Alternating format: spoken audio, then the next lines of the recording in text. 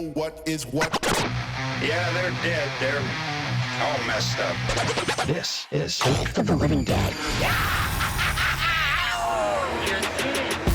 Oh, all right. Do we get started then? Right. All right. This is an interesting movie. All right, guys. Welcome back to another episode of Cult of the Living Dead. This episode will be our Thanksgiving episode. So we are covering the 2023, I guess you'd call it like a slasher film. I don't know if it's horror. I guess it's a horror slasher film, Thanksgiving. I had never heard about this movie. Admittedly, a couple days ago, I was like, hey, this episode's going to be Thanksgiving. Guys, we should do a Thanksgiving episode. And Twan was like, well, let's do the movie Thanksgiving. So like, all right, fuck it. Let's do Thanksgiving. Well, as always, I'm your host, The Dale, followed by my two co-hosts, Mr. Saya. Yo. And Twan. What up? All right, so I've never heard of this movie, but when Twan was like, oh, it's the new Eli Roth movie, I was like, oh, sweet. I haven't seen an Eli Roth movie in fucking forever. I can't remember the last time I saw an Eli Roth movie. You know, with Eli Roth movies, you know what you're going to get? It's going to be like fucking mad gory. Yeah. I was like, oh, this should be a fun ride. A fucking Eli Roth slasher. Sick. I also didn't know. Did you guys know that Eli Roth directed the Borderlands movie? The one that just bombed horribly? I thought he was a producer on it. I didn't realize he was the actual director. No, he directed it. Yeah. Interesting. And it's so funny. He was, I guess, directing this movie and Borderlands around the same time. So when they needed reshoots, he sent some other guy to go do the reshoots so he could focus on this movie, which I think is pretty funny. Yeah. So it sounds like he probably did Borderlands for a paycheck. Yeah. Well, I know that this was one of those like the fake trailers in between. Yeah, from Grindhouse. Yeah, in between it. So I feel like this is more of like a passion project, and then Borderlands was more of like we need to make a Borderlands movie. You know what I mean? Like it wasn't the same. And I feel like you can definitely tell when you watch this movie, like this, he put a lot into this movie. He did. This is definitely in his wheelhouse. Like, yeah. This is when his I bread think and butter. Borderlands, I don't think Eli Roth. Like, Eli Roth made a movie that's not like a campy gore fest. Yeah, or not even necessarily campy, because not all his movies are campy, but they're all pretty. You know, they're gore fest. They're gore fest. Yeah. Speaking of gore fest, I think his most famous movie, well, I guess maybe for us because we're older now, is Hostel. Mm-hmm. I feel like Hostel was like, it came out around the same time the Saws did, or you get that more like realistic gore to it instead of that like over the top stuff you'd see like in the 80s and 90s. Yeah, I remember watching Hostel when I was younger and being terrified of like traveling to, you know, like that Europe? The Eastern Europe area. Like, fuck, I don't want to go over there and get kidnapped and put in a fucking death hostel. So I mean, that image of the dude with the cut Achilles is standing up in the first one is like stuck in my head, dude. Yeah, because we were like what in high school when that movie came out.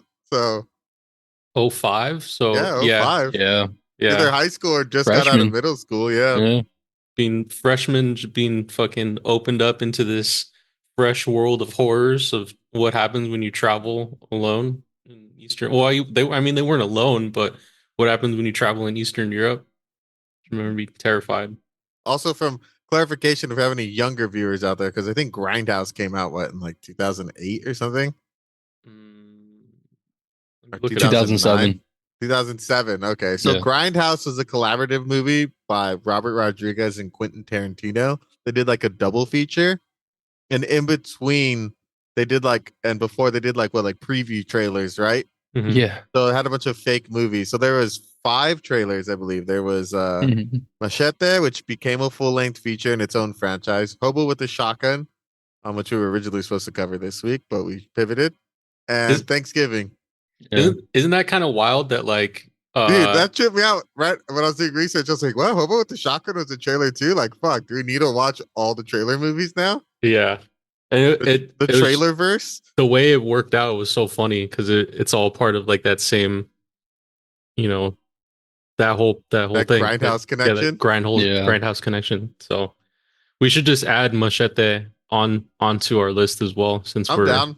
Bachata is funny, dude. It's so stupid, but yeah. it's This one good. was definitely more polished out of the three. Out of the three, yeah, for Yeah. sure, for sure. Yeah, for sure. Yeah, he put in It's also the newest. You know what I mean? Yeah. Like mhm, Machete came out a couple years 2010. after. Yeah. Oh, then Yeah, Hobo with the Shotgun was 2011. 2011. Hobo with the Shotgun. Oh, we'll talk about it when we do that episode. But yeah, this one is way more advanced. But I think it still has that same feeling of like Machete, Hobo with the Shotgun, Grindhouse type stuff. Yeah, Like Did agreed. same type of vibe. did you guys check out the trailers? I didn't. I thought about watching them. I was like, should I just watch all of them? Like do a little compilation watch? It a lot of the, not a lot, but like three of the kills that were in the movie are in the trailer for the movie. Oh, sick. Yeah. Nice. So they show the cooked person. Yeah. Okay. The turkey trampoline person? death was in the trailer, but Okay. it was more graphic in the trailer than it was in the movie, which was odd. Yeah. And the turkey guy getting his head chopped off was Okay. also in the trailer. Sick. Hell yeah. We'll get to it. That confused me because I had to rewind it and be like, why did he kill the turkey guy? Because at that point he was only killing like people that were there, and I was like, what? What did this guy do? Who's this guy? Fuck the turkey guy. That's what. No shit, huh? For those of you who don't like, are like, I've heard of Eli Roth, but I can't put a face to him. If you've seen Inglorious Bastards, he plays the bear Jew in Inglorious Bastards. He's also an actor. He's in a lot of stuff too. Yeah. Um, He did this other movie called Knock Knock with uh, fucking John Wick with Keanu Reeves. with Keanu Reeves, where No shit. He two didn't. two He girls always surprises me, dude. yeah, where two girls show up to Keanu's house, and it's like they're asking for some help because they got in. I think they're either like lost or they got into a car accident, and the two girls end up like basically kidnapping him in his own home. That remember seeing that movie, and the movie was pretty wild. He Wild does ride. some interesting stuff because, like, I think the first time I got introduced with Eli Roth was with Cabin Fever because it stars the actor who plays Sean in Boy Meets World. So I was like, oh, I want to watch this. I was like 11, I think. I was like, what, 2001 or 2003 when that came out. Yeah. And that movie's not like a gore fest. It's like a very like different movie. I feel like with that like was it like Parasite or whatever? Yeah. Yeah. Eli Roth always surprises me. Yeah. Well, He does some pretty creative stuff. I think Cabin Fever was his first that was his first like big hit movie, right? Like his first directorial debut movie. I don't know if it was his directorial debut because if you look in his IMDb, he did movies before that. Yeah, Restaurant Dogs and Yeah, Chow. restaurant. Oh no, Dogs, I think that was a his first one. short. Yeah, it looks like Cabin Fever was his first like full length film. No shit. Yeah, because Restaurant Dogs is a short, and then Chow to Heads was a TV series. I'm looking at the fictitious trailers, so it's Machete, Werewolf Women of the SS. Yeah, That one hasn't was been funny. That one hasn't been made into a movie yet. It hasn't been it, but it's starring Nicolas Cage. And then there's also That's funny. Don't, which was Edgar Wright's contribution. Edgar Wright did Shaun of the Dead and World's End, like all those movies. It's called Don't. Don't. And it's produced in a style of 1970s Hammer House horror film. That's fucking hilarious. Simon Pegg is in it as well, and Nick Frost. So it's all the same Sick. dudes from Nice. from Shaun of the Living Dead. From And then the there was Toretto trilogy. yeah, and then there was Thanksgiving, which is Eli Roth's contribution, and then Hobo with the Shotgun. So the ones that we're missing are Don't and Werewolf Women of the SS. Yeah. Nice. I hope those get made because that would be so fucking hilarious. That'd be great. I don't think the Werewolf Women is gonna get made into one. That trailer was so fucking ridiculous. Really? Yeah. You never I'm know, reading it. Nick Cage, man. You never Yeah. know. I'm reading it now. It looks like Sherry Moon Zombie was in it as well. Oh, sick. That's funny.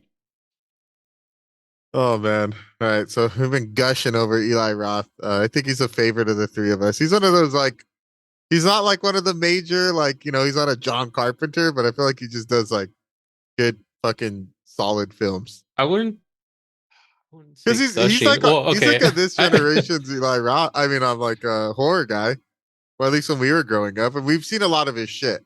Yeah, he did make a lot of like all the movies from high school and like after high school, like horror movies he made. So Cabin Fever was his first in 2002, Hostel 2, The Green Inferno, Death Wish, and then Thanksgiving and Borderlands are like his more recent ones. Yeah. But I mean he's made some movies for sure. He also directed the Stoltz of Their Nation, the little mini movie in Inglorious Bastards about the sniper. He directed that movie. Damn, he did? That's Yeah, hilarious. that's pretty funny. I'm looking at this movie called Finn that he directed. His highest rated DB film. It's like a shark movie. I was like, I've never Yeah, heard of this dude. movie. What the fuck? It's a 2021. documentary. Oh no Interesting. shit! Yeah. Hell yeah. And it's on Discovery Directed Plus. a documentary. Yeah. What It can he follows do? Roth and a group of scientists, activists, and researchers who travel around the world exposing the extinction of sharks. And Leonardo DiCaprio and Nina Dobrev are executive producers. Oh hell yeah! It's fucking cool. Probably check this Probably out. put it on Shark Week. Hell yeah. Fucking what? That's so random. All right. Let's push forward. He talks for like 30 minutes talking about Eli Roth's like filmography. Hell yeah. Talk It about it was more. written by Jeff Rendell, who he only did the fake trailer during Grindhouse and like a bunch of like TV series. Hmm. And the music was by Brandon Roberts, who he's actually done some pretty notable shit. He was on Quiet Place, Logan, and World War Z. There was one trend that I found since we've been covering movies. Although like I'm not gonna say this is a shitty movie because I did enjoy this movie, but like a lot of the music people will be like, this guy worked on Ferngully and he also worked on like 4 Academy nominated films. It's like how do these guys like the music guys don't get tainted by bad movies, which is kind of crazy. Because I think like you never like watch a movie and you're like, damn, that music sucked. It's always like the movie sucked. You know what I mean? I feel like the music's just That's added true. into it and it And there's been like a few helps movies it in we've a way. covered where we've been like the Yeah. music was pretty good, but the movie was like whatever. Like bad. Yeah. Yeah. Yeah.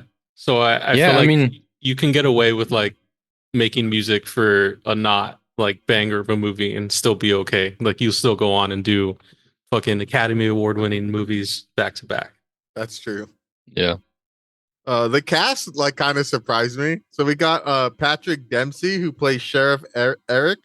Patrick Dempsey's most known for being McDreamy on Grey's Anatomy. He was also the other guy in Enchanted, and he was most recently in Ferrari. I haven't seen that movie, but I heard I that one haven't was pretty good. yeah, I haven't seen that movie either. Ferrari?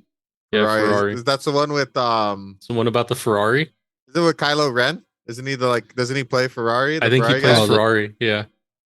Is it Ford versus Ferrari? No, it's just called Ferrari. It's like a docu pic about the guy who started Ferrari. Oh shit. And then we have Mitch Collins, played by Ty Olson. He was in Rise/War of the Planet of the Apes. Gina Gershon, who plays Amanda Collins. I think it's funny that these two people are like right underneath Patrick Dempsey and like the IMDb because they go by like who is most important in the film. And both these characters are in the movie for like maybe 10 minutes. Yeah. But I feel like they're the biggest names because they're like they were more well known rather than everybody else. True. After. Like Gina Gershon is in Borderlands and she was also in Showgirls. Yeah. Then we have Jessica, who's played by Nell Verlake. She was in Big Shot, The Marijuana Conspiracy. We have Kathleen, played by Claren Cliche. She was in Saw 6. Shout out to Saw 6. And she was also starred in Mutant X. And then we have Thomas who's played by Rick Hoffman. He was in Suits, Billions, and he was also one of the like rich killer guys in Hostel. Yeah. You're forgetting There's a lot of people. Some of the people I Yeah. wrote down, I'm like, these weren't that important in the movie, but they're not. I think one of the biggest other people though is probably Addison Rae. oh yeah, Addison Rae, that's right. Yeah. Um, She's a TikTok like she's a social media person, and she's like, I think she's up there, like she's one of the most popular like social media people of oh yeah, the she modern plays times. Gabby. Yeah. That's how you know I'm fucking like not with it, because when I was researching and they're talking about they're making a sequel to this movie, they're like, oh, Addison Rae already signed on to come back, and I like looked at her like IMDb and I'm like, who is this chick? Like, why is it so important that she's coming back? Like, I haven't seen or heard of any of these things she's been in. That makes sense. She's like Which a TikTok girl. Yeah, which she's one was 88. fucking Gabby? She's the best friend that was with the uh she was with the Scott guy, or Evan. She was Evan's girlfriend. Oh, yeah, I don't know who the So fuck that is. not the Russian chick. She's the two friends survived. Yeah. The Scuba, the black dude, and then Gabby. She's the other friend. She was the one. She's the one who was Yeah. kidnapped. She was um, kidnapped. Yeah, in the school. Her Oh, and I Evan didn't were know kidnapped. she was I don't know if someone. she was famous too. I Yeah. didn't Yeah. know she was a known person. She has like 88 million followers and like 5 billion likes on all of her shit altogether. Fuck. Damn, Like, good for her. Yeah. That's cool. She's Shit. I think she was one of the first TikTok people I'd to like kill for blow up. for the pod to get 0.01% of that. For real. 0.01. Yeah. I don't have to work anymore. Or like there's someone else too. I don't obviously you guys probably don't know him, but the security guard Manny is played by Tim Dillon. He's a stand-up comedian. The fat That guy? guy's that guy's He pretty looked funny. familiar. Yeah, he looked He's familiar. hilarious. The acting was like surprisingly pretty solid in this film for a slasher movie. I love was. the old boy guys. Oh shucks, because they're all like fucking Fucking Boston. yeah, like from Massachusetts. Yeah. Hearing the dude from Grey's Anatomy. Grey's Anatomy have that Boston accent was so funny because It was. dude. I had seen a lot of Grey's Anatomy in my He's like a previous heartthrob. relationship, and so it's like hearing him with that now, it's what the fuck is going on? This shit was so funny. He did a good job though. Like He did, so you, yeah. You think like a guy who's as known as he is, because Grey's Anatomy is still on TV. Yeah. He'd be like, I'm too good for this. But apparently this is like his fourth horror movie, so that's cool. He was Nice. one of the guys in Scream 3, I think is probably the one we've all seen. hmm Sometimes you just got to do stuff for fun. Hey, that's true. Yeah. That's true. And I guess like who was it? Gina Gershon? hmm Like texted Eli Roth and she's like, hey, when are you gonna put me in one of your movies? And he's like, oh, I got a role for you. Yeah. He's like, turns out I'm I got a couple. cast in a role. Oh no shit, I'll just in Borderlands. Yeah. That was pretty Damn. cool. So he was directing both of those movies at the same time, and she was acting in both of those movies at the same time. I think so, unless I got That's my crazy. person wrong, which wouldn't be the first time. All right, so have anyone seen this movie? I know I haven't. Twan, you suggested it, so I assumed you had. No, you hadn't seen it either. No, I knew of it. You know, It was on your radar. I mean, it just came out last year. I know when you Yeah. suggested it, I looked it up. I'm like, that was a new movie. Like, damn, where have I? Did Eli Roth lose it? Because I used to always know when a new Eli Roth film was coming out. We've just been going through a lot. I guess As a it's probably- society, movies are just fucking flying by us. No, Yeah. I haven't. And then when you saw it, when you said about to watch it, I didn't even watch the trailer. Like it was just like I didn't watch it either. I mean, Yeah. bro, you don't. you don't. When I you know. said I know you Eli don't. Need, Roth I know you don't need to. Thanksgiving. Like, yeah, I knew what it was immediately, and I like Yeah. remembered the old trailer from Grindhouse. So it was just like, fuck it. I'm rolling in. Same. I was like, oh, Eli Roth, Thanksgiving movie. This is gonna be. I looked at I saw the guy with the axe. I'm like, oh, this is gonna be good. This is my kind of B movie. Yeah. I like the way that the movie kicks off with the whole like Black Friday like pre-sale, and then making Yeah. fun. I guess making fun of, but it is kind of fucked up about like that Walmart incident that happened in like New York all those years ago. Yeah. The second, that shit was crazy, dude. They're like fucking animals. It definitely it reminded me because South Park also did like a Black Friday episode where they also kind of like make fun of the incident that happened, and then and just in general like the ridiculousness of society and what happens on Black Friday sales, and like just how everyone gets fucking pumped the fuck up, and how Black Friday or Thanksgiving, Black Friday now starts on Wednesday or something like that. Like I think they comment on it in the very beginning. It's Thursday, like 6 p.m. yeah, Thursday. yeah, 6 p.m. Thursdays. Which is funny because even now there's sales that are going on and they start on Wednesdays, or like they'll start like the week before. Yeah, the online sales are usually like up, or sometimes they'll have like the pre-Black Friday sales. Yeah. Mm-hmm.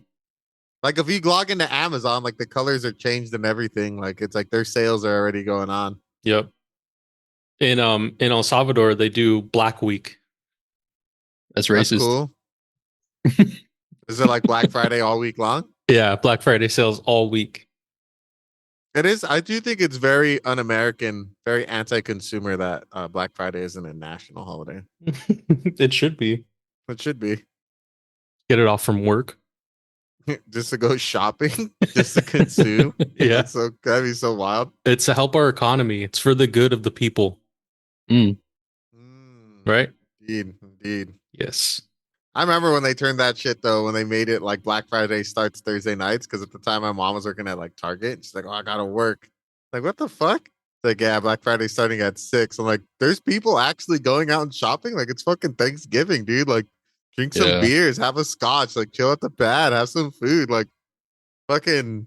Oh, they need their fucking $10 toasters. Hey, it was a free waffle maker, dude. All right, free waffle maker. Waffle maker. That's bomb. I would show up for a free waffle maker. Yeah. Yeah, I would show up, but I wouldn't go fucking ballistic over it. Dude, I would go ballistic, crazy. Bro. Elbows up, fucking swinging helicopter style to get my goddamn waffle maker. I just love how like Bostonian this fucking scene is. Everyone's just yelling at each other. Hey, fuck you. Fuck you. Dude. Fuck your mom. Fuck your cousin. Fuck your second cousin. They're just all beefing it. They're angry people. Yeah. They're like super angry. Hey, I'm walking here. And we get introduced to like the core group of characters. What'd you think of the like our typical slasher? It's all revolves around a bunch of like high school kids. Yeah. These fucking full grown adults. Yeah, these adults playing children was pretty funny. Also, because it's like a campy horror movie, there's specific scenes where people will say something like "be careful," and then they'll like make like a face and they'll just stare like directly into the camera for like a little bit, or like just there's so much of that was built into the movie that until when we get to this point where we see everyone at the store on Black Friday just fucking popping off, like it just, you knew something bad was gonna happen. I just enjoyed that so funny. I enjoyed that so much, and it was so funny watching it, because I had an idea of what the movie was gonna be, and then once it started, it immediately starts like that. So it's like, oh, okay, you kind of understand like how it's gonna be for the rest of the movie, which is pretty hilarious. Yeah, for sure. I also liked how they did the scene switching during the dinner, where they have the cop show up to Mitch Collins' house with him and like his wife Amanda, and they're like more like lower middle class, and then it like switches scenes and it goes to Thomas and Kathleen, the like what is their store called? Right Way. Yeah, right. And they're like the store owners, and they're all like celebrating Thanksgiving. And he's all happy, like, oh, it's my wife's amazing idea, open at 6. People want to shop. But then it cuts back to Mitch Collins, and he's like, oh, boss called. He says, either get in or I'm fired. Like, oh, man, what a like weird contrast between like both people's like Thanksgiving celebrations. Yeah. And I just got to say, his wife, Amanda, is super cool, because she shows up, brings him Thanksgiving dinner because he didn't get to eat. And I was like, that's cool. That's a good woman right there. But all for not. Yeah. I just love how ridiculous it is, the deaths in this fucking scene too, dude. I know. There's also It's some so really cool. ridiculous. There's some cool foreshadowing that happens, and I think it's the very first scene that you talked about of the cop walking up to the house, um, to knock on the door to like enter in. Hmm. I think it kind of foreshadows some stuff later on, and then also, isn't it interesting that the wife showed up to bring food with the cop, even though what we find out later. I thought they were like homies. So like I was just kind of like, oh, that's like whatever's. Yeah. Yeah. Well, Like if like I thought back on it like after once you find out like what was happening, then mhm. after it was like why did that happen? But Well, I mean, we could talk about it later. now that I'm thinking about it, like at that Thanksgiving celebration, it was just the three of them, right? Or there other people there? I don't remember. I think there was other people there. It was like other family members over there. So I just assumed he was like a family friend. He's like, yeah, I'll give you a ride because he's a cop. He probably has to work or some shit. He is a sheriff, but True. I didn't think too much about it originally. Yeah. But maybe because she was bringing him lunch, so I was like, oh, why would she be up to something weird if she's bringing him lunch? Yeah. I like the deaths. They this is like I've said it so many times that I was just like, oh, this is an Eli Roth ass movie where the Yeah. dude gets like trampled and like that guy just like cuts his neck on the fucking like piece of sharded glass. He's just like, I'm like, what the fuck? That's so random. Meanwhile, everyone is rushing to get their waffle maker, battling each other.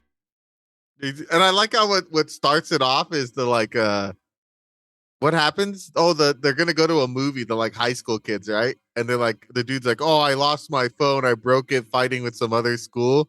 She's like, oh, well, let's stop by and get a phone for the sale. Worst time. I mean, it's a good time, but also a bad time to go shopping. Like you're Yeah. missing that movie off. Yeah. They just, I was like, how did they get in there? And I'm like, oh wait, that's right. Her dad owns the store. Yeah. That's how they got in. So they just fucking taunt them and shit, and like that just like sets the crowd off because they get to go in early. Yep. Oh, and then that dude from that other school grabs a megaphone and he says they're open, Oh, and that that's just right. causes everyone to fucking rush. Brush. I like That's that right. when they reach the door, the glass door, it's like they're like a mob of zombies. Yeah. And then instead of like keep the door closed or like lock the door, they're yelling like unlock the door, and the fucking dude's like scrambling to unlock the door. The security guard, the only guy left, because the other Yeah. dude.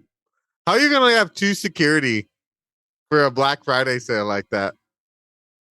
This was the Penny pincher. first ever Thursday Black Friday sale.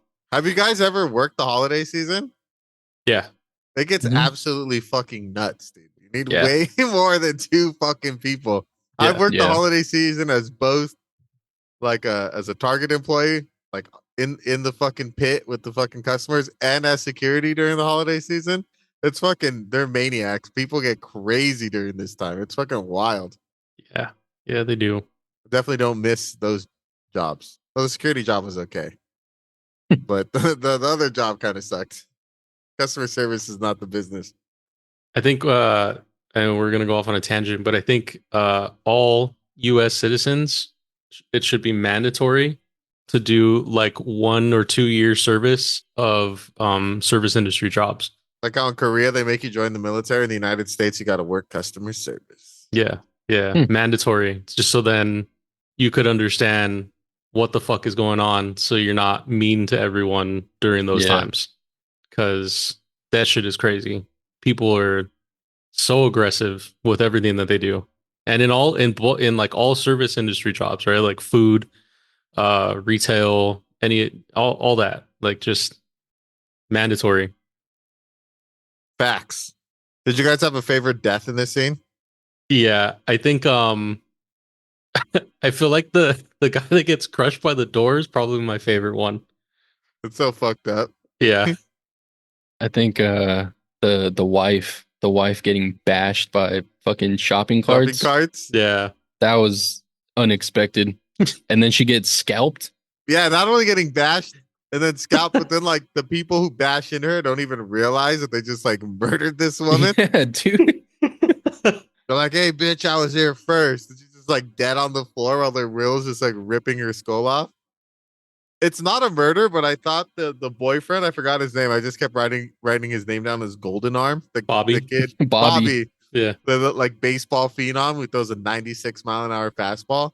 The way his arm just like breaks is so fucking nasty. Like I verbally was like, "Oh fuck!" Yeah. Like that That was was fucked fucked up. up. Yeah, and there's obviously it's the Eli Roth film, so there's always like hints of like comedy. But the guy that got his neck cut by the glass still managed to get to the waffle maker He still got and one, was dude. holding it, and then someone came and grabbed it out of his hands It while was he the, was dying. It was the fat chick, the waitress lady. Yeah. Oh, yeah. I think her name's Lizzie. I think she comes and grabs it. She was the worst, dude. Yeah. What wasn't she one of the two of the shopping cart people? Yeah, she killed. So she was like in the whole scene. So she was in the beginning with the two other high school kids from the other school, like rallying up the crowd. Yeah. And then yeah, she was a shopping cart, and then she fucking stole the dead guy's waffle maker. She's a fucking menace. She She is a deserved to menace. die. What's a menace? She fucking deserved She- to die, that bitch. He got into a shopping cart accident just to leave the shopping cart to grab a waffle maker from a dying dude. Yep, pretty much. Hell yeah. With the Honestly, fucking that's- scalp that- from her hanging from her wheel. That's probably a good technique to make sure that you're like moving crowds out, is to get a shopping cart, push it through the crowd to create like a wave of bodies around you, and then use that hole that you've created from the shopping cart to get whatever you need to get. It's like parting the Red Sea. Yeah, these are good. Fucking Dead these- Rising. These are good No shit, aggressive shopping techniques. If you want to do some aggressive shopping for this Black Friday, definitely check out this movie to learn some good techniques for crowd control. This especially goes for our foreign listeners who are international listeners who will be here in the United States for this upcoming holiday season to do some much deserved retail therapy. This is what you want to do. All Americans do it. Do The way to other go. do other countries like in Europe, do they have sales like this? They Like, do. They do. I remember it hit news that I think was it the UK was doing one. oh, But like there's a like they're not maniacs, I guess. They just like They're open all the door. polite. They're just people just walk in like a normal shopping day. oh, fuck that. Not around here, get- partner. Yeah, it gets crazy around around here. here. They play death metal. There's people holding American flags everywhere. Like death metal. Yeah, this scene was nuts. Crazy trivia. I guess Lizzie, the like lady who the waitress and the one who smashed the chick's head. So Mhm. she's like the 9th great niece of John Carver. No way. Oh shit! What Yeah, the she's fuck? actually related to him. Wild. So, based on what that chick looked like, John Carver was not a handsome man. Damn. Shots Rude. fired. For real. I didn't like her character. She was so hateable, but in a good way. That was one of the original pilgrims, bro. Yeah, he was an OG. He was on the Mayflower. Talking shit about the ancestors of This America. Dude, this dude might have saw Pocahontas and helped massacre the Pontiac people. Pontiac? Puts It's a Put fucking some- car. I think it is named after them. I could be wrong. I don't study American history. And then I like how social media forward this movie is, and I guess it makes sense why TikTokers in it. Mhm. Because like the whole thing that like pops it off is that Evan dude, right? Like he posted the video kind of like making fun of like the victims and like how crazy everything was because this dude was like filming everything and being a fucking douchebag. I felt like Yeah. they were making fun of is he a boxer now? Logan Paul. Logan Paul. Or Jake of, like, Paul. I forget which Paul. whichever One of the whichever Pauls. Yeah, one of those fucking guys Paul that squared. filmed like a body on Oh yeah, like the a dead body Suicide on Forest. yeah, Yeah. and in it on his social media. I felt like they were like kind of making fun of that and Black Friday all at the same time. Because in that clip that he shows, it's like it's all the chaos that's happening, but then there's like words over it that are like his girlfriend's like on the floor like screaming for help, and it's like she's not lit or like something dumb like that. Like I think Yeah. it was just making fun of the whole like culture around posting shit in real life. Yeah, because like he like poet as like one of the dead bodies, right? And he's like Mhm. loser Yeah. got or something like that. Yeah. Yeah, and he's like, oh, thoughts and prayers, real tragedy. Like, what a fucking douche. Like, comment, subscribe. Yeah, like comic subscribe. Oh, what'd you guys think of the John Carver mask? It was cool. It looks like a PS1 style like mask, or like something that you would see on All like a, polygons. yeah, super polygon type mask. I thought it was interesting to have a pilgrim be like the killer. Makes sense. I like Yeah, I how mean it's Thanksgiving. Yeah. we get the and how it comes into like the later in the movie when they're all PTSD'd out and you literally see John Carver everywhere because like everyone's wearing those masks. Hmm. I thought it was cool. Like the killer gets to like hide in plain sight. Did we say that this took place in Plymouth? Oh yeah, and Plymouth. That's right. It takes place in Plymouth, Massachusetts, which is where Pilgrims landed. Yeah. For our international listeners who don't know uh, American history, this Speaking is of the Plymouth. starting point of the American colonization of the New World / British colonization. But we take credit for it now. Hell yeah. We did it. USA. USA. From sea to shining sea. God said it was okay. Did he? If it wasn't our No, destiny, why yeah, do we it's manifest it? I thought Manifest Destiny Let's see the happened shining sea. after That's after. when America became America, right? Mhm. Yeah. Yeah. It happened after. So, But did God lead us to Plymouth? oh yeah, all the pilgrims are like mad religious fanatics. I got kicked out of England because they're fucking annoying. Oh shit. Okay. Then they get kicked out. They're kind of voluntold. Damn. Where do we get all the religious nuts? Yep. Is that why we're Right. so violent now as people? Yeah, they didn't send their best and brightest over to the new world. Are we the baddies? But I have to say, the Lizzie's death is probably my favorite kill of the whole movie. That's The waitress, the waitress. Dumpster? the dumpster. But I also like the when he dunks her head in the water and then like slams it up against the open freezer door. I was like, Mhm. oh, that was fucking brutal. Yeah, that was Yeah. actually that was a cool move of using science to hurt somebody. And then how later like it connects it with social media because it rips off her fingers, so she can't open her phone, Mhm. and then her face is all fucked up, so face recognition doesn't work. I like John Carver. He's like Superman. He's fucking all strong. He is actually really strong for for being who he is. Is that like an East Coast thing to have like metal dumpster lids? That's a good question because I thought about that when it happened. I was like, because she jumps in the dumpster to try and get away, and the dude like rams the dumpster and it slams the lid shut and cuts her in half. Mm. And I'm like, but our dumpster lids are plastic over here. That wouldn't Well, do maybe anything. Maybe they maybe got the bears. yeah, I was gonna say that maybe the battle against bears might be bear I don't country. I don't know if Plymouth, Massachusetts is be having bears like that. Let's look it up. Look it Are up. there bears Are What in there is the bears? bear population in Plymouth, Plymouth, Massachusetts? Massachusetts? South Shore and southeastern Massachusetts got a taste of life with black bears last spring and summer, with frequent sightings reported from Quincy to Plymouth to New Bedford.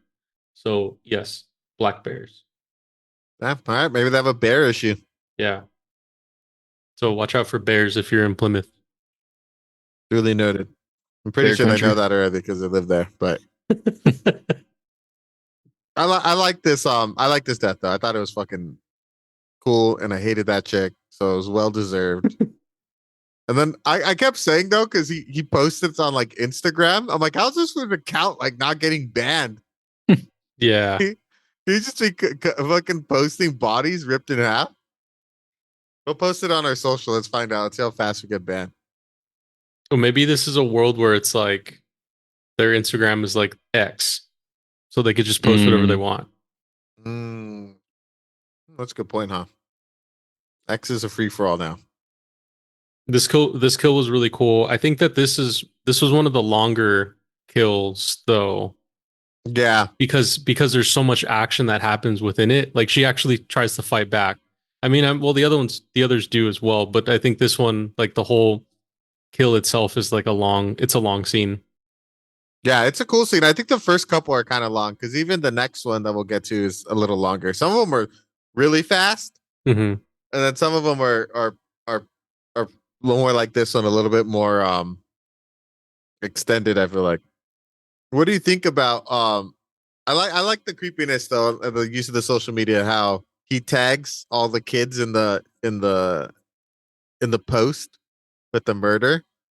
That's ominous as fuck. Yeah, and he has like a whole table set up. Yeah. With all their names. Like nice plating. Mm-hmm. Other than the murder, it looks like a pretty nice like holiday table. It does. I would want to eat dinner there if I wasn't being stalked ruthlessly. Very inviting.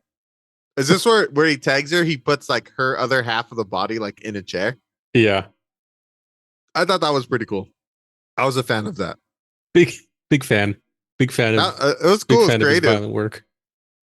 I was like, oh yes, I like the use of. Usually, I kind of think these types of movies that heavily use like pop culture references are kind of cringy, but I like it in this one Yeah.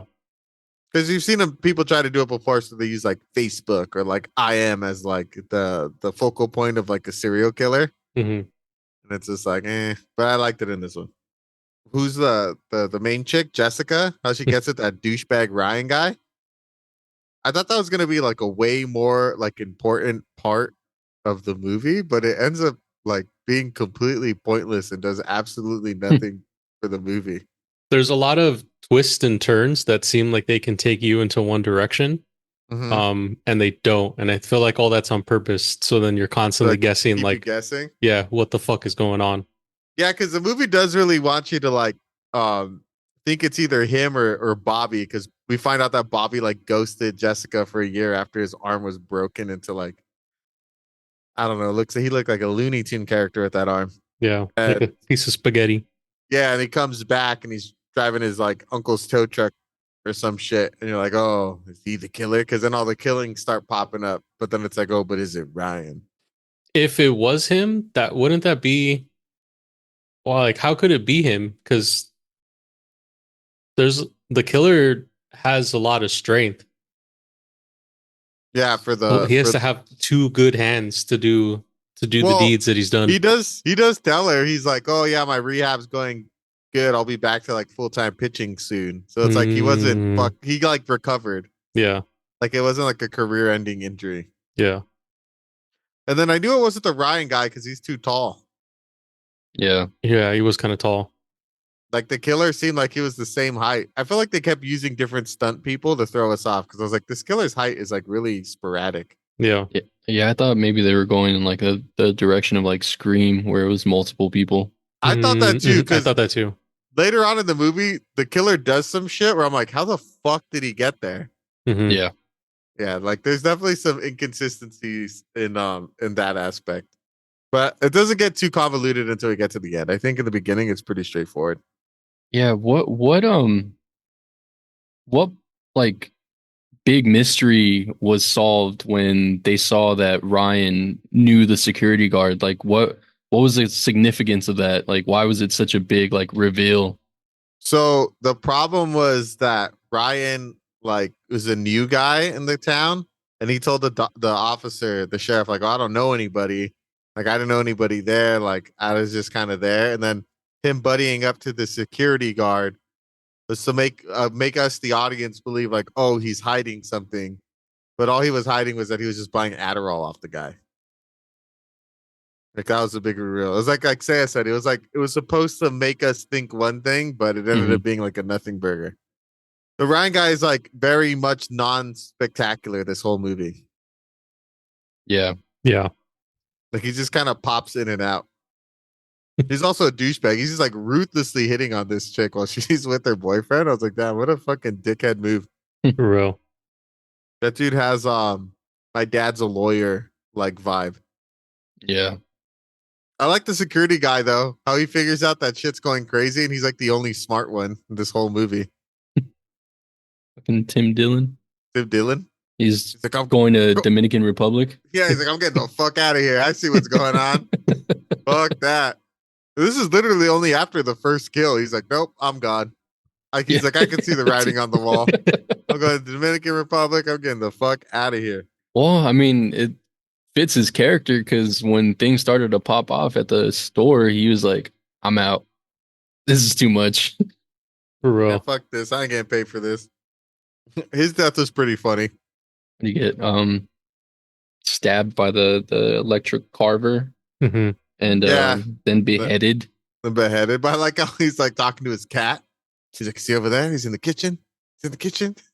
He's a fucking cat, dude. He can't tell you where people is. It's not a fucking dog. Yeah, this part made me like John Carver though. Dude, I was busting up at this part. He's like, I'm security. I kill people every day. I was like, okay, Nick. I'm sure he does. Are you talking about when he fed his cat after When he he fed murdered his him? cat, yeah. Yeah. Leaving He's a nice guy. That's evidence, bro. He's got cat hair all over his gloves. he was a nice guy though. At least he fed the cat. That was pretty funny. He's like, the cat's like looking at him. He's like, all right, you're right. It's gonna be a while before they find this body. Let me get you some food and water. Yeah, usually when we're like shown animals in these types of movies, they meet their demise. But I was like, damn, this cat's gonna die. I thought that too. But then he didn't. I don't think it's more rare to see them murder a cat than a dog. Like dogs typically get murdered because dogs are more like defensive against like strangers. I feel like a cat, just a cat. Smile. Yeah. Oh. Smile 1. Oh, the gift? Yeah. Yeah. Oh, that's true. They kill a cat in Smile 1? Mm-hmm. Mm-hmm. Fuck, I don't remember. Gotta rewatch it and watch Smile 2 right after. Damn, that'd be quite the The back double to back. feature? Yeah. That would be a good ass double feature. That'd be cool. Yeah, because they take place right after each other, right? Yeah. Nice. Again, another post, another body, another tag. Another account not banned. I wonder if the cops like called Instagram. They're like, "Hey, we're doing an investigation. Can you not ban this account? Because they're kind of trying to use it to catch this dude." And if Instagram had been like, "Yeah, sure, why not? We'll let this like beheaded body be on our feed." In this universe, maybe. Well, you can I think see some gnarly shit on Instagram. It'll say like, it'll have that like blurry image on it saying that it's like, what's it called? Content warning? Yeah, content warning. I have mine turned off. The content warning? Yeah, it did that for me before, but you can turn it off. I want all the content. Let me see how Good. brutal the world is. Saying some gnarly shit on World Star. Yeah, this is where you find out how Ryan knows fucking Doug because Miss Kathleen, her stepmom, like deleted the security footage in an attempt to cover things up, which is pretty sure that's a fucking crime. I don't think you're allowed to do Tampering. that. I like how her dad goes up to her. He's like, "Hey, I apologize. I know Kathleen sucks, but I was really horned up when I met her. So I definitely neglected you so I could get my dick wet. My bad." At least he was honest about it. I wrote. I'm like, "Hey, Dad apologizes for putting pussy first. Good for him. Step number 1 to rebuilding the relationship." The first step is admitting the problem. Mm-hmm. I like how badly they want us to hate Evan. Also, were you guys as tripped out at the salon being in a fucking high school? Yeah, that was kind of crazy. Apparently that's real. That's a real high school that actually has a salon in it. Yeah. What kind of upper fucking class fucking high school has a full on salon? It wasn't small, dude. It was like a fucking 8-seat salon. It was fucking beefy. That's what they have in the origin of our country.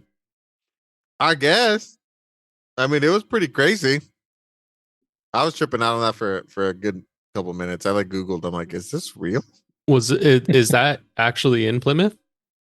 I don't know if they actually filmed on location, but the high school that they were filming at, that salon was in there, and that salon wasn't originally part of the script, But Eli Roth saw it and he's like, "Oh, what the fuck? This is random. We got to put this in the movie." So then they like added those scenes.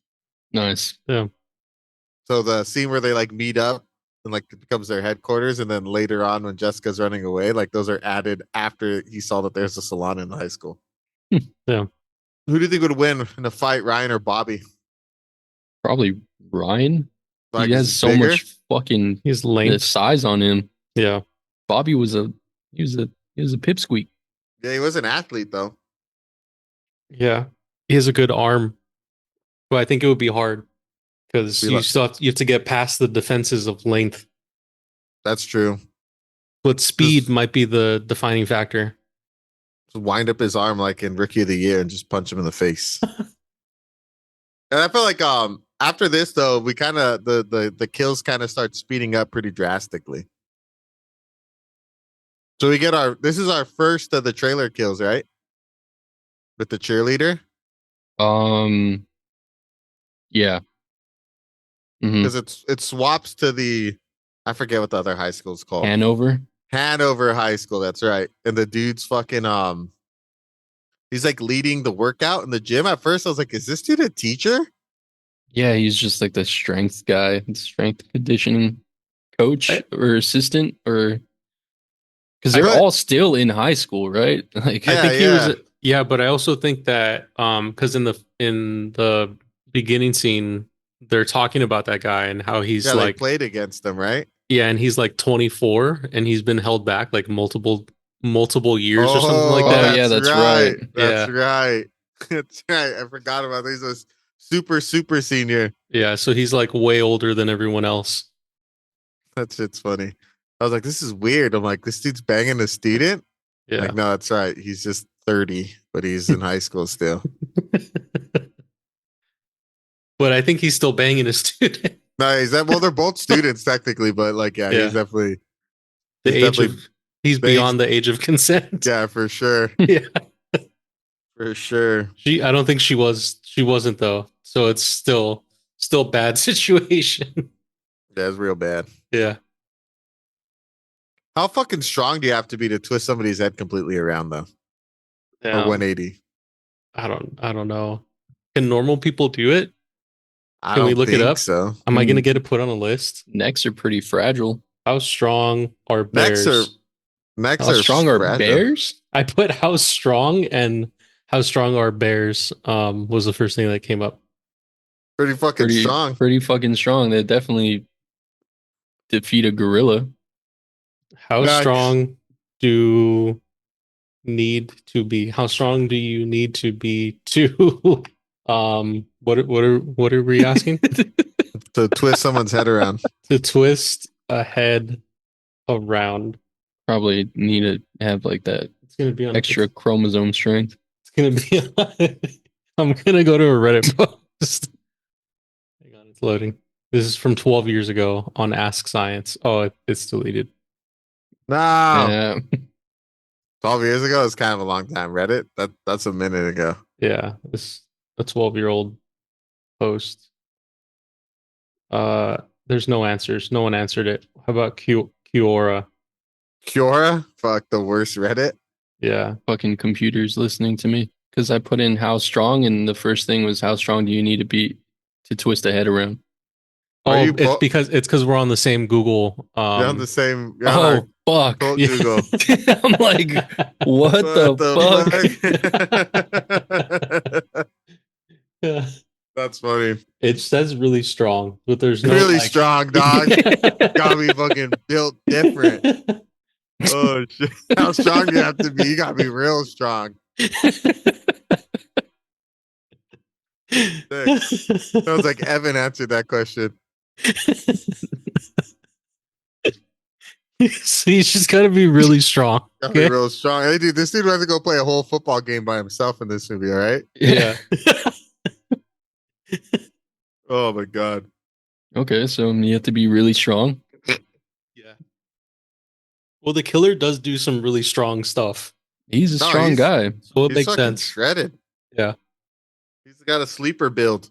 It really does. I mean, he twists someone's head all the way around. All the way around. 180. What? I mean, Completely fucking. Completely 180 around.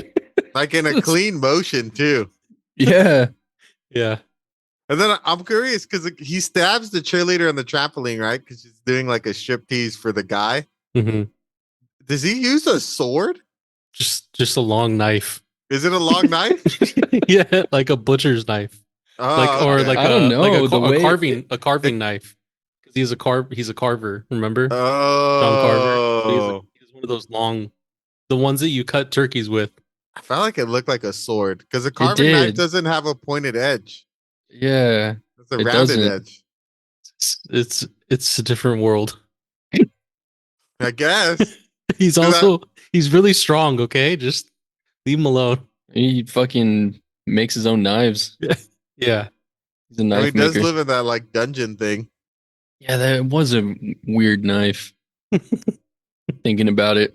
When Hey, I how was did he watching, get from the top of the stage to under the trampoline?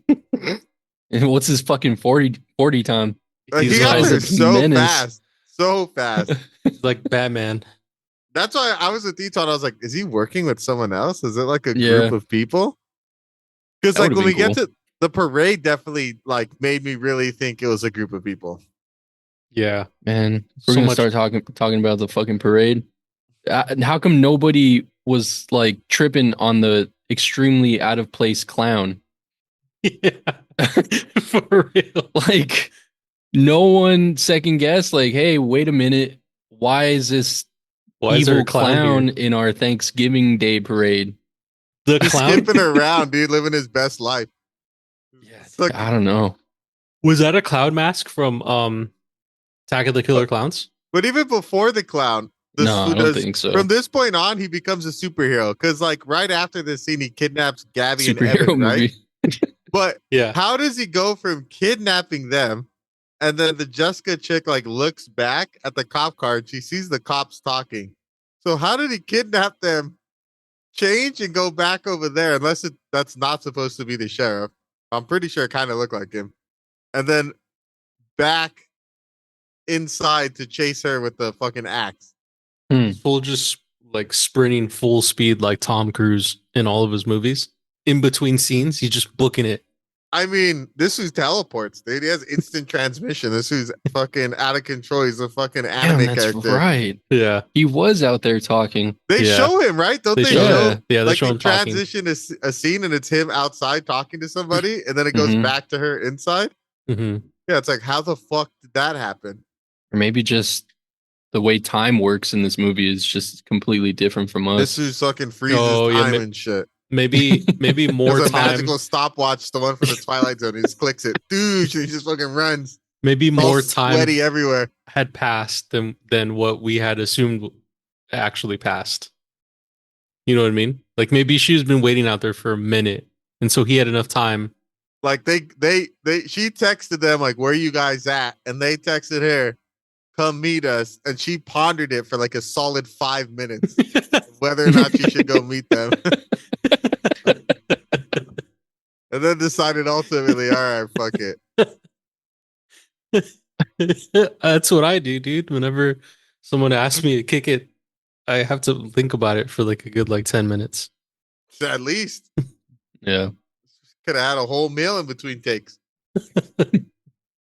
I like how I do give this to the killer, how he goes from being like, I was like, okay, he's gonna kidnap the kids, right?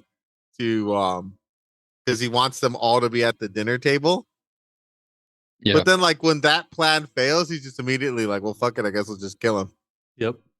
He's not he doesn't have a one track mind. He's easily able to switch up his plan.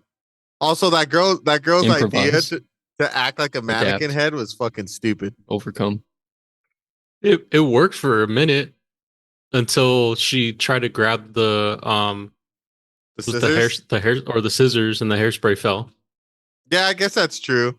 But I think it kind of only worked because he was on one side of the aisle and she was on the other side of the aisle. And like Yeah. the second he turned the aisle, he'd be like, I could see you sitting there. like, she wasn't all like inconspicuous. She was just like knelt down. All right, chin on the table. Also, you would think, right? Because she sprays this food with hairspray. You would think because after she runs away and she calls the cops and the sheriff goes in to investigate, well, I guess we spoiled it, that the sheriff's the killer. That dude would have been reeking of hairspray. It smells so bad. Have you guys ever sprayed your hair with hairspray before? Yeah, I didn't think about that. Yeah, no, you're right. I mean, because there's a split second where I'm like, oh, maybe the cop's the killer. I'm like, no, she would have smelled the hairspray on him. Like, nah, it can't be the cop. I didn't even think about that. Yeah, I didn't either. Well, maybe it was just on the mask. I have long hair, so I've had to use hairspray like multiple times in my life. Dude, if you get that shit anywhere on your clothes, you smell it like for hours. It smells like chemicals. It smells like you should not be Smells like using this hairspray. Yeah. anywhere on your body. Also, I didn't realize that Yulia was Russian, even though her name was Yulia, and her dad definitely seems like he's like part of the Russian mob. He wanted to get her out of there fast. I mean, he's like, we go to Florida. Yeah. Pack things. He just gives that fat. Why they gotta make the cop fat? The one that he gives like a whole Thanksgiving platter to. I know. That's fucked up. But this is where the killer confuses me. So he has that sick ass dart gun, right? And he's just it's like putting everyone to sleep that's not on his like victim list. But then in the parade, he just murders that turkey kid for no reason. Yeah, for real. I don't get why he did that. I think it was just to create chaos. I mean, he was a really good I think he would have been like a good like military asset. Yeah. I think they said that, right? They said that he has like military training. Yeah. He says that though. Or no, or is his douchebag like no, I think it's the detective. Buddy. It's the Asian detective. Oh yeah, he's like, you might be military. Yeah. What'd you guys think of Yulia's death? Table saw. It's like Eli Roth ass kill right here. Yeah, that was. She like trips and falls. Like she doesn't even like he lets her go and like runs away. Like he doesn't even push her. I thought he pushed her. Does he push her? Mm-hmm. Yeah. Oh, but he pushes her and then she steps on the saw button and lands on the saw. He turned it on. He did? Yeah, he turns it on and then he pushes her and then he runs away. It's like on, push, and he's like, and then he just books it out of there. Do you think he was trying to kidnap her or he was going to kill her right then and there? I think he was in a kidnapper. I thought so too. And then they show up. Oh, I guess we missed one of my favorite parts. I didn't go over, but I like when they go to was it McCarty's place? Yeah. The party? The party, dude. The party. He has like all those guns stashed in all these like secret locations. Yeah. That was cool. Pretty sick. And I like that he was trying to give them like good guns, and then they just they end up like asking for like a smaller like handgun. Just like a regular Glock or something, like a Beretta. Yeah, but he starts off with like a Deagle, a fucking. Did you shows hear like an M4. Did you hear what he said for the Golden Deagle? What do you say? He's like perfect for hammering down like a zombie horde or something. And I'm like, hey, doesn't Mike Epps have dual Golden Deagles in Resident Evil 2? Oh, he does. I was like, is that a Resident Evil 2 reference? And I'm like, did Eli Roth direct that movie? But he didn't. But still, I was like, I feel like that's an R2 reference. Yeah. He's got a Deagle, then he lifts that thing and there's like a 44 Magnum in it. Mm-hmm. He also has like an M4. Oh yeah, that's right. He has all kinds of weapons. He's the weapon guy. They should have took that tactical belt with the like knife in it. That thing was sweet. Well, he gives her that ring, and that ring. Oh yeah, that ring helps out. Yeah, I like that he was actually trying to be a good dude. Like he actually wanted them to survive and like. Oh yeah, I know, because he gives them the gun for free. Yeah. He's like, yeah, you can borrow it. Go ahead. Yeah, just bring it back if you don't die. If you live, just bring it back. That was the homie move. Yeah, that was the homie move. We all need a homie that just has mad weapons on deck that's just ready to supply us. That's the guy. I also think Scuba has probably the best nickname of any movie ever. Because they asked what was his last name? Yeah, his last name's Diving. Yeah. And I was like, that makes sense. That's something in high school that I think I would have done. Yeah. If I had a homie whose last name was Diving, I'd be like, fucking Scuba. I was like, that's a fucking Eli Roth fucking went into the well for that one. It's a nickname that makes sense. Now we get to the fucking amazing float scene. with the killer clown from outer space, just skipping along. Like, who throws the tear gas too? Was that also him? It was him. Yeah. He's a one man army able to This fucking fool- take out a whole town. Yeah. No shit, dude. He's like fucking Rambo in Rambo 1. Hmm. Talking tear gas, like decapitating dudes. But then, like, how does he go from being the clown into like John Carver? It's like he's got costumes on costumes. I think He has layers, he was also like an wearing onion. clown shoes. Oh yeah, he also had clown shoes. This dude was like fucking Black Ops, dude. He has mad disguises. Those Black Ops skins do make sense. That shit. This scene was off like unhinged too. Like, why'd they have to kill the grandpa with the fucking? Was it like the bow of the boat? It just pierces him in the back of the head for no reason. Oh Well, because yeah. he had to slam on the brakes. Oh yeah, He that's slammed right. on the brakes because he ran over the guy in stilts. It was just chaos. It was just pure This chaos. whole fucking scene, just like the opening scene. It Yeah, was it's just like the right mart. so much was just going on. They had a good plan too. They're like, all right, we'll use the parade and we'll lure him over here. And then immediately he was like, nah, fuck that. I'm getting in my fucking bag and I'm just gonna take out the whole parade single-handedly. Yep. Just by decapitating some poor child wearing a fucking turkey costume. This part was fucking awesome. He kidnaps everyone with his fucking Trent gun, just doof, doof, doof. Do trank guns can they be loaded like that? I thought they were just like one shots. Maybe this one's powered by was it like CO2? The power of God. Mm, Because I know, like, yeah, you have the the ones that you crank, right? They use like a bolt to shoot. Hmm. yeah. Maybe this one's like they do sell like I know like an airsoft gun. Maybe that propels it forward. I don't know. This dude's Amazon shopping list is crazy. Or he's on guns and ammo or something. But say this is Kathleen Kill is your favorite. Yeah. Yeah, this Dude. one was pretty brutal. Kathleen was all ninja, bro. She was. Yeah. She was She's her- really good at surviving, but Her then sneak level is like at 99. yeah. Yeah. But then she Fucking wasn't. put that too. I put her sneak was her sneak was maxed out. Her sneak was crazy. I like how he's all seasoning her with a little salt and pep. Like basting her with butter. Yeah, and then it was all gone. Like all the salt and pepper disappeared Just after letting she it woke out. up. Because she ran. Oh, yeah, it was, She was running. Oh, from No, one 'cause scene they- to the next. From one scene to the next. Oh, Yeah. yeah. Supposed to be good for the skin. Salt, pepper, and looked like he Butter. was basting her with butter. Got a little dry brine on her. Really I went would have in. spatchcocked first and then seasoned after. Fucking spatchcocker. Fuck. That would have been a gnarly scene. Take out her fucking spine. Hmm. That would have been that's like some shit you'd see in like Terrifier or something. Yeah. Terrifier 4. Thanksgiving. Yeah, this scene was crazy though. I like how she's hiding behind the door. And like I don't know. She could have escaped if she just immediately went for the front door, but she decided to like Run go deeper. out the planked window for some reason. She didn't even go deeper because she goes like she turns just like a right after doing that, and like there's the door. Yeah. Yeah. Like she was so close. And the cheerleader chick fucked it up by not being dead in the fridge.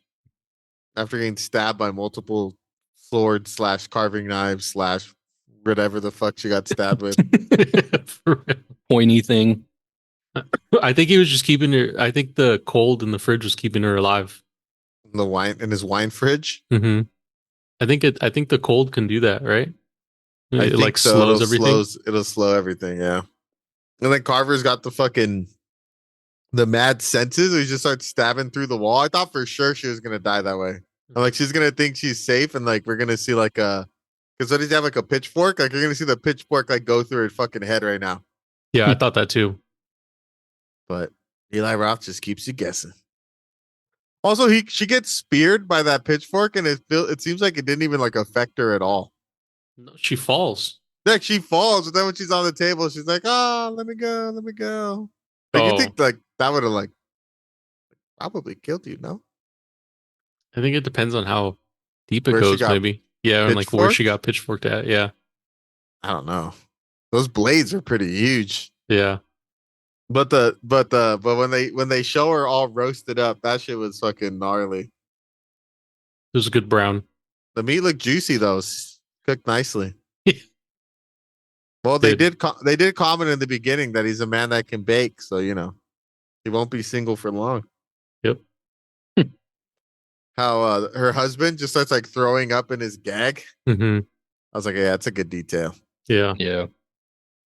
This whole scene was pretty intense.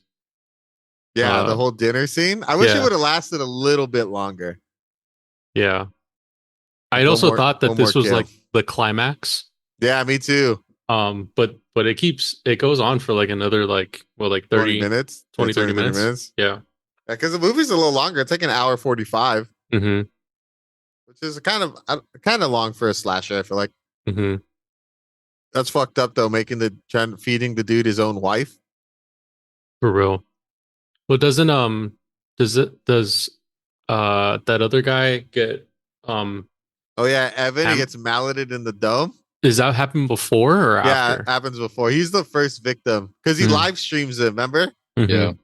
He's like, "Oh, I'm gonna live stream." He's like, "You gave me your live stream is what gave me the inspiration to make like my own video or something." Mm. That's when he bashes his head in with like the world's like biggest meat hammer I've ever seen in my life. Yeah. Right. That was a beefy meat hammer, dude. I was like, "What the fuck are you tenderizing with that shit?" This is doing whole fucking chuck roast right there, just Venison. for reals. Like, holy shit! I like all the I don't think they sell that one at Chef's Toys. Thanksgiving puns that were used during the scene. No leftovers. She's been cooking all day.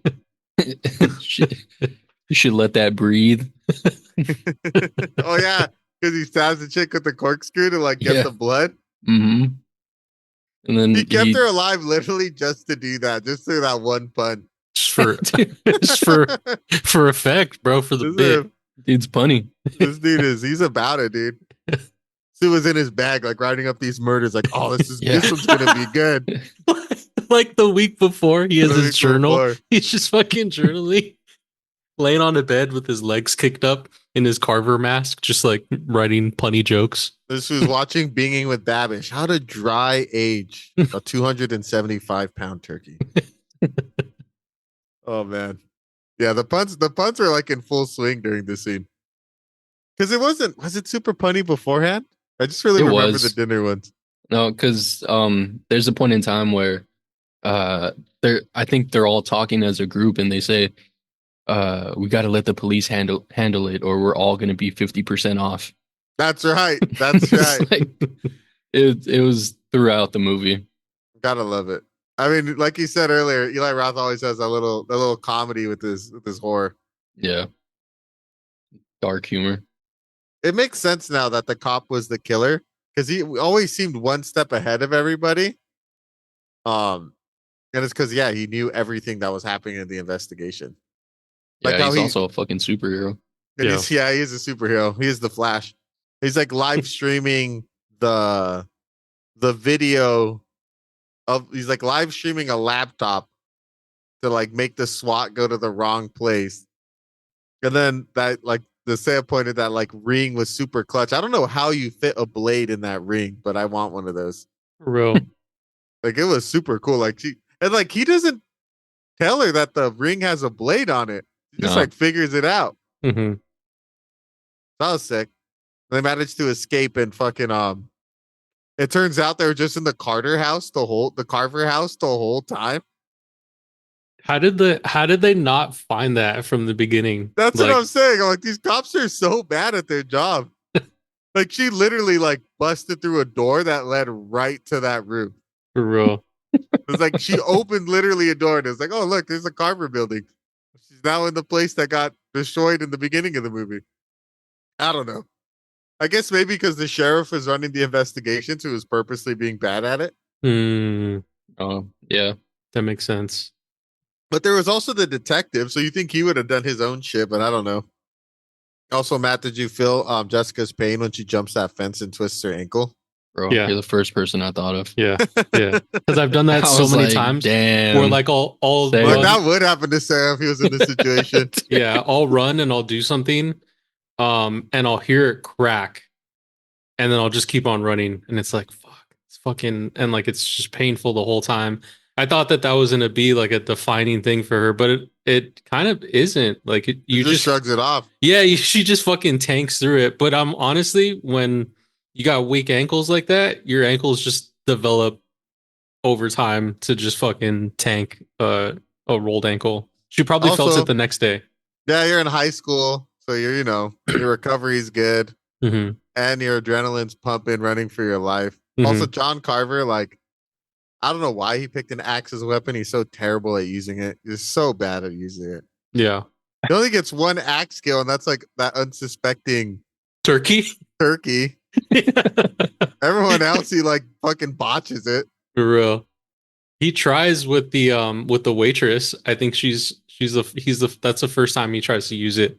He tries with the waitress, and he tries with not does he try with Yulia? Scuba? Well, it's Scuba. Scuba. Yeah. Now I forgot. But remember when Yulia, where he stabs her in the fucking eardrums? That shit was gnarly.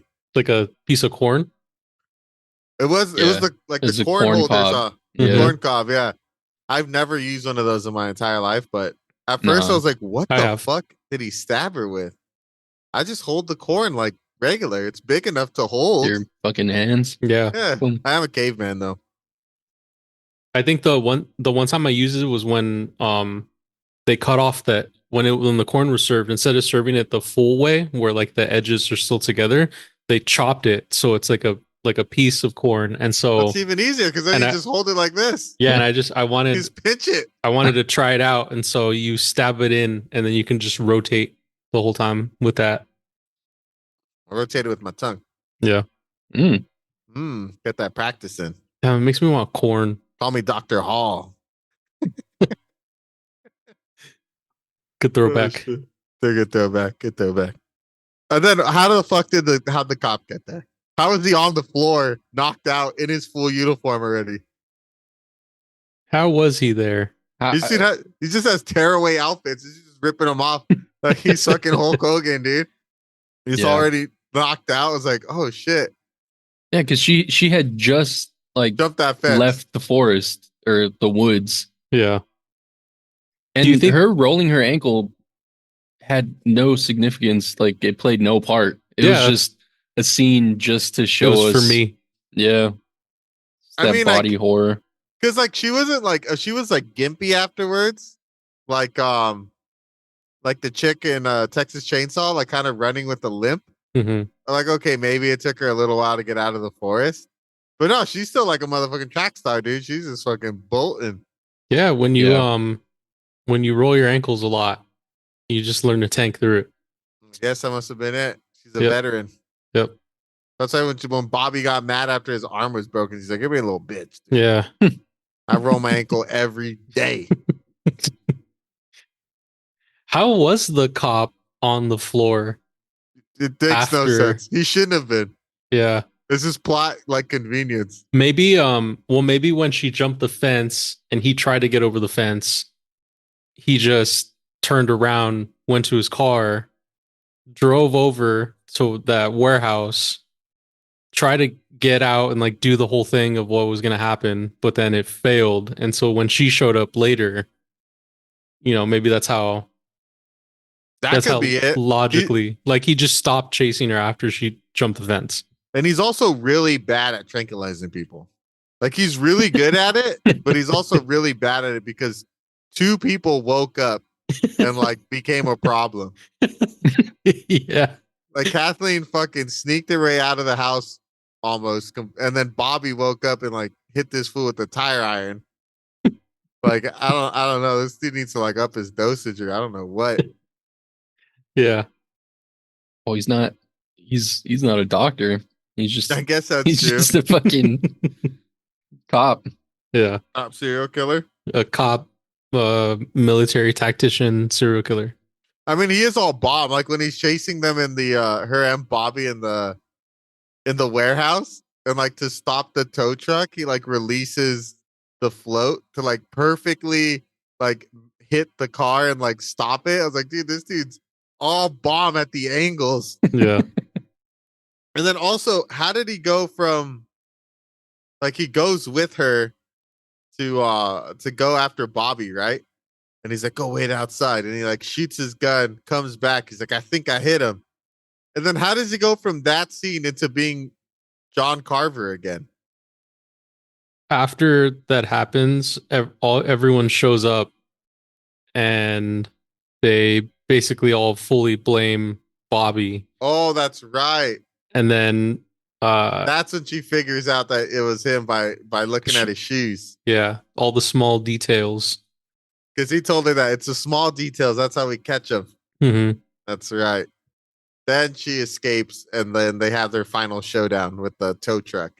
Yeah. Then he confesses once he figures out that she figures it out, then he confesses, but she live streamed his confession. So he's been exposed.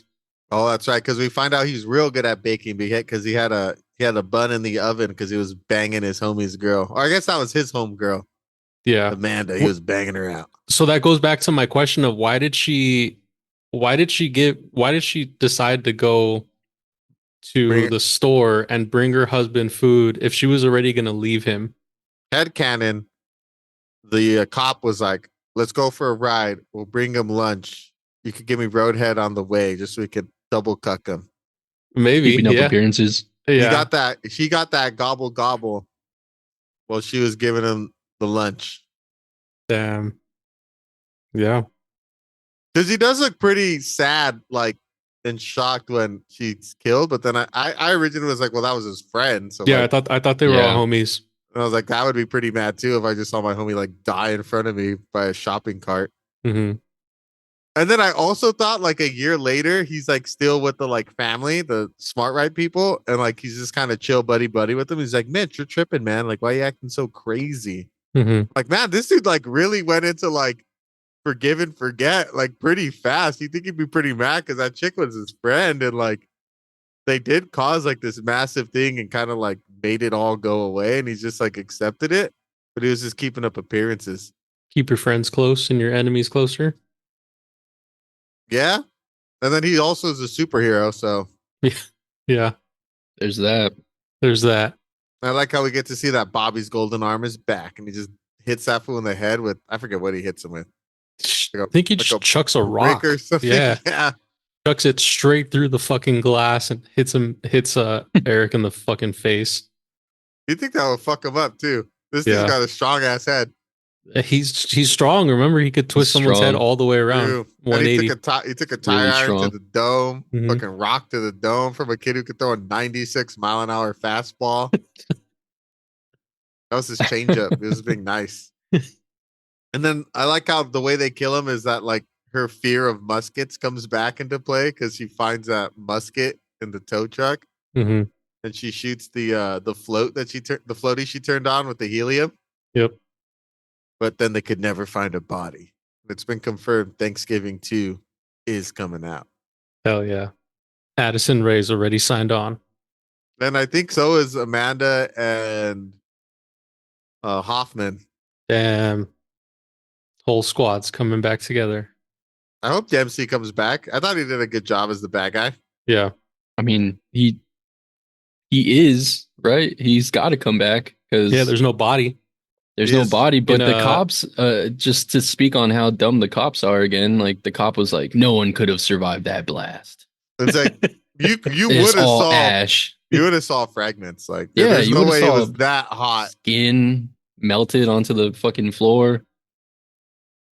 No one Would've been could have something. survived. Like that axe survived.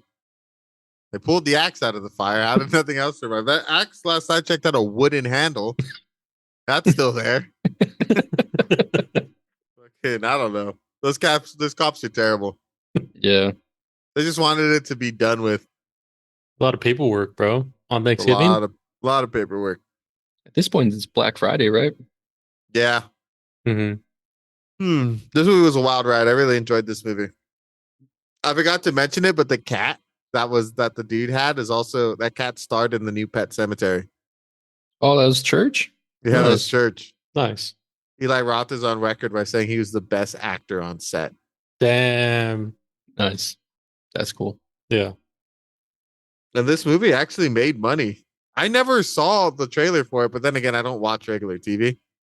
But it had a budget of 15 mil and it made 46.6. So that's pretty good, Hell yeah. Nice. especially for a slasher film in today's day and age. I feel like slashers don't really do it anymore. Hmm. Yeah, I surprisingly enjoyed this movie more than I thought I was. I mean, I haven't Same. remember the last time I seen this type of movie.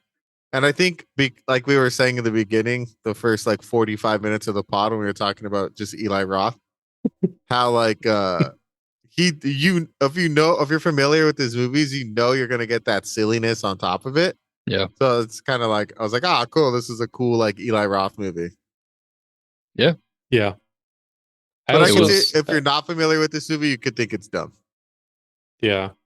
I don't uh like over violence too much anymore. Like if looking back at like Hostel, I feel like that was like a lot of like over violence for over violence sake. And even though this movie is pretty violent and gory, it doesn't feel like, I don't know, to me. And maybe it's It's a because it's a I'm little like so, cartoony. I feel like. yeah, and I might be just jaded because I've seen so much gore and horror over the years, but this one isn't like, I don't know, it fits for the movie type that it is. Like there's other movies that aren't um I think this is considered like a grindhouse movie. So there's other movies that are like not grindhouse movies that are just like really gory for no reason. I think that this one fits for what it is because it's silly and it's goofy, it's gory, it's bloody, but it all worked in my opinion. I like that I mean it was but it wasn't, but it was like a commentary on like how ridiculous we get during Black Friday and Thanksgiving, Mm-hmm. like just social media and how like people use it for dumb shit and you But know I think also to show like how like through social media people can be so fucking disconnected. yeah. Like because that when the dude was like recording everything, he was just like like not being there, like present in the moment, and how fucking crazy it was. And there's people who are like getting trampled and shit. Right, he was just doing it to profit, like for the views, for the profit. Yeah, So yeah, I like that it like blended all of these things in together that are like our current world kind of stuff in like a goofy fun horror way. yeah, for sure. It was cool. It was definitely more interesting than I thought it was gonna be. More enjoyable of a ride. All right, should we jump into our reviews? Yeah. Twan, you suggested this movie, so why don't you start us off? all right. Like you both said, this movie surprised me. Thinking back on it, I kind of knew what we were getting into because it's Eli Roth, and he has a very specific type of. He makes a very specific type of movie. So he did exactly what I thought he was going to do. He gave us, brutal and unique deaths. Deaths that I haven't. I'm pretty sure no one has seen the types of deaths that took place in this movie. But yeah, it was cool. The choice in actors was a bit weird. I didn't believe any of those people were in high school. But maybe they're built different in the East Coast. I don't know. I wonder if that Um, was done intentionally. yeah, but they all look like they're in their fucking late 20s. Um, but yeah, the twist ending was okay. I felt like it got a little convoluted at the end. Like he was trying too much with the story. I felt like if it was just a cop that was mad uh about this company for allowing, that to happen on Thanksgiving was enough motive, but to like add the whole he was sleeping with, the wife of that guy and they had a baby on the way, like I don't know. I felt like that could have been left out, but I'm just fucking nitpicking here. Aside from that, yeah, the movie itself was good. The pacing was good. It popped off like right away, which is always a good, it's a nice touch. I like when movies just kind of jump into it. But yeah, I would definitely recommend this movie to anyone that's interested in any sort of like campy horror movie about Thanksgiving. Because it's very unique. I don't know if there's any more Thanksgiving horror movies. This one was fun to watch, and it's probably going to be a mainstay for me to watch every Thanksgiving now. Now that I actually Nice. have a Thanksgiving movie to watch, because thinking back on it, I never had like a The one Thanksgiving I movie. suggested, Black Friday, is it stars Bruce Campbell and it's an alien invasion movie. Oh, nice! I got to check that one out. Black Friday. Is it on our list?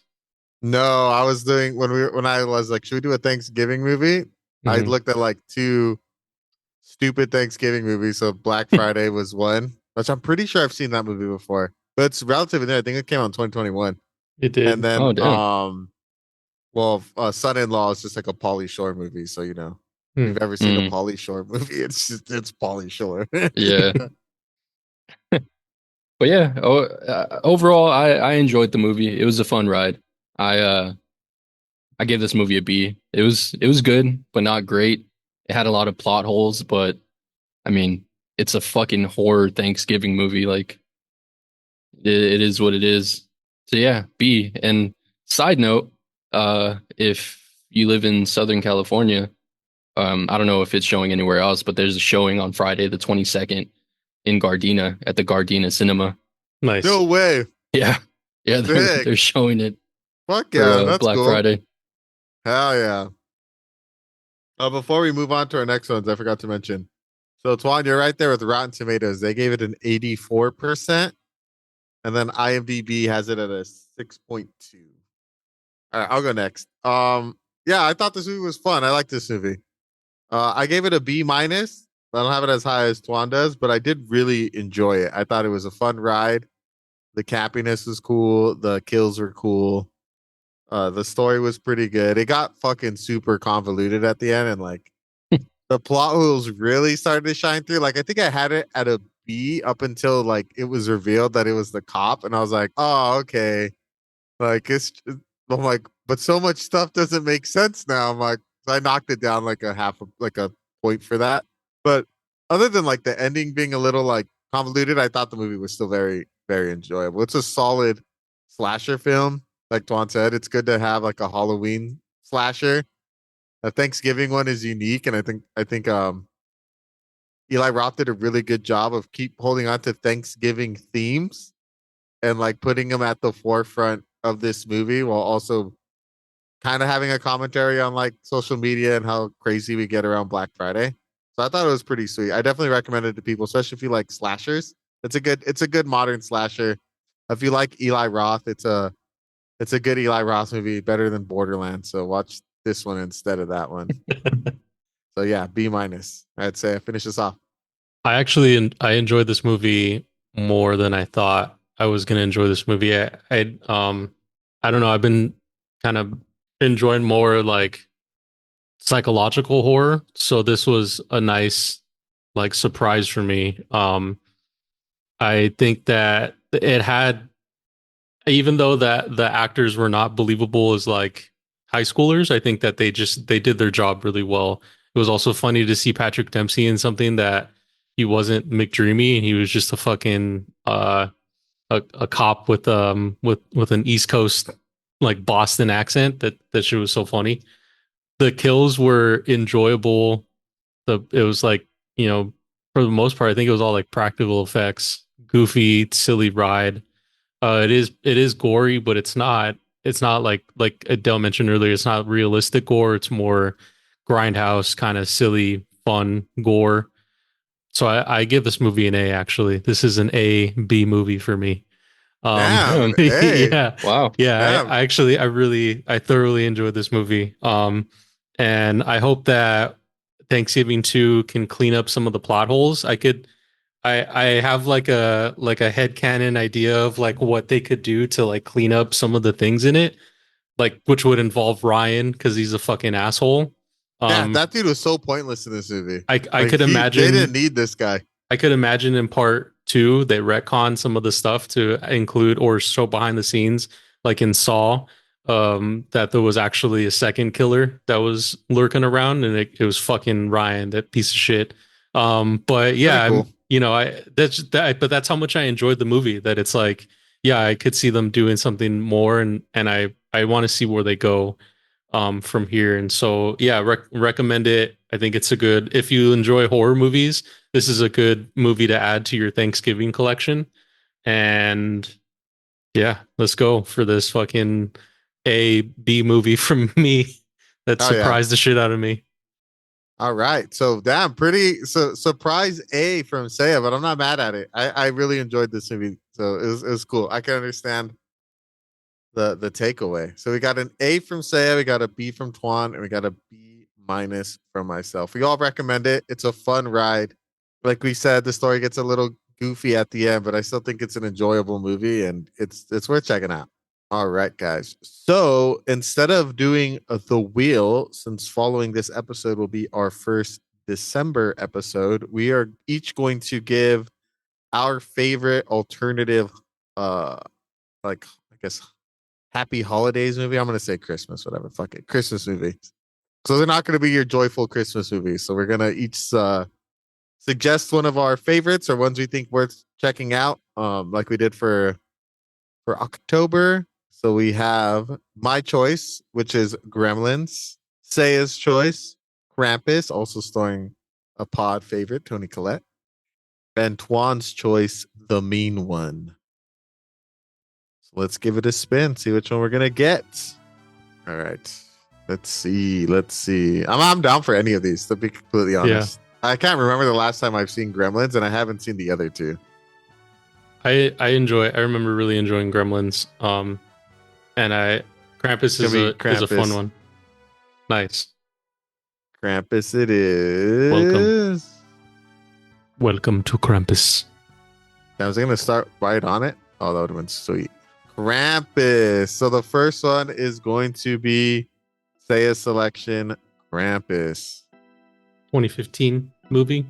All right, guys. Thank you for joining us this week as we covered the 2023 Eli Roth slasher film, Thanksgiving.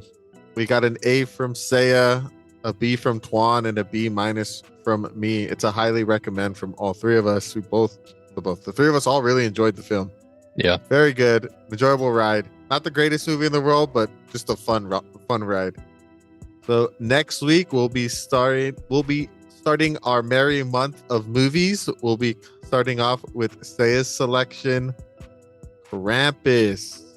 We'll be starting off with Krampus, starring Tony Collette and Adam Scott. I'm excited. I've never seen this movie. I've heard of it, just never watched it. So should be a fun ride. Yeah. But if you guys want to support the pod, you can always do so by clicking the donation link at the bottom of each episode. If you can't support the pod, that's totally cool. We love making the pod. We love joining you guys each week and talking about movies. If you haven't done so already, please, give us a like on our social medias. We are on Facebook, Instagram, TikTok, X/Twitter, YouTube, and Threads. As always, I have been your host, The Dale, followed by my two co-hosts, Mr. Saya. Adios. And Twan. Americans eat an estimated 50 million pumpkin pies on Thanksgiving. I know I'm going to have a couple slices of Thanksgiving. I'll have one whole pie. Next week, a Bye-bye. Costco size. Bye.